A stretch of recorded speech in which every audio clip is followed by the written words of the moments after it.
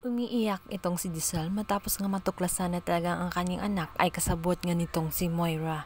Hindi niya ito matanggap. Labis niyang pinagkatulaan itong si Justine, kaya pala kinukuha niya ang form at gusto nito na siya nang mag-organize sa party ni Annalyn dahil pala ay sa kasabot niya itong si Moira. Ngayon ay nadamay pa nga itong kanilang kasama na si Kelly. Dahil itong si Kelly sa labis sa pagkataranta nang si Moira ay tutukan na nga ng baril itong si Annalyn, ay naisipan nitong tumawag kay Zoe upang humingi ng saklolo. Kaya't nagpanik itong si Kelly. Maging itong si Zoe ay nag-alala ng gusto rin, lalo na nung marinig na nga ang boses nitong si Moira na tela merong babarilin. Kung kaya't nag-alala siya, maging itong si Carlos. Agad na sinaraysay ni Zoe ang kinaroroonan nga nila Annalyn at doon nga sila sa port na iyon ay tinurong ni Zoe. Kung kaya't itong si Carlos ay nagmamadali na nga pumunta roon nang sa ganun masave nga sila dahil alam niyang nasa panganib silang lahat. Dahil natitiyak ni Carlos na may gagawin itong si Moira na walang kamalay-malay si Zoe sa plano nila Moira, kung kaya't nabigla nga itong si Zoe. Nagmamadali na rin itong si Carlos papunta sa port na iyon. Natataranta si Zoe kung kaya't imbis na masayang date nila nitong si Dax ay wala na siyang nagawa kundi iwanan na muna itong si Dax at nagmamadali ngang pumunta sa naturang port upang mapilan ang kanyang ina.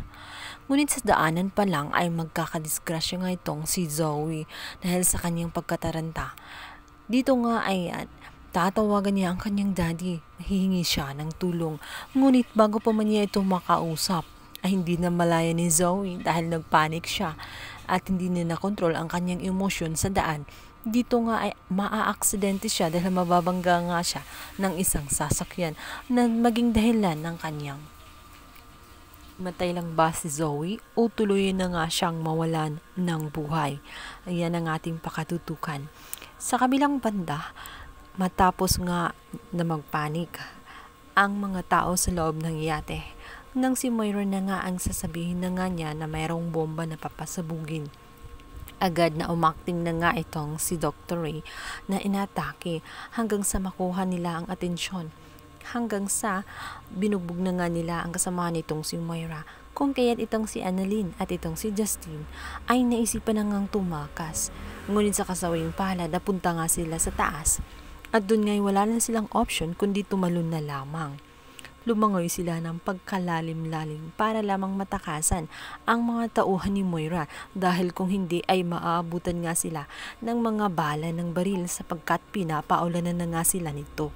Nagpanik ng husto itong si Giselle matapos nga niyang matuklasan na wala doon itong kanyang anak na si Justine. Ganon din itong si Lynette. At agad namang sumagot itong si Moira na wag na nilang hahanapin si Justine at itong si Annalyn sapagkat ang buong akala nila ay patay na ang dalawa. Subalit hindi dahil nakatakas ang mga ito at nakarating din sa pangpang. Kung kaya't ligtas at buhay ang mga ito.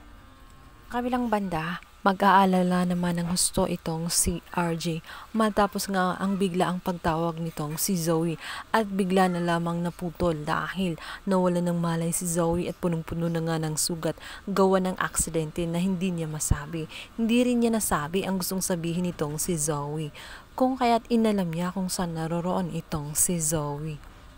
Matapos ang mga ilang oras, ay magugulantang na nga lang itong si RJ dahil may balitang darating sa kanya.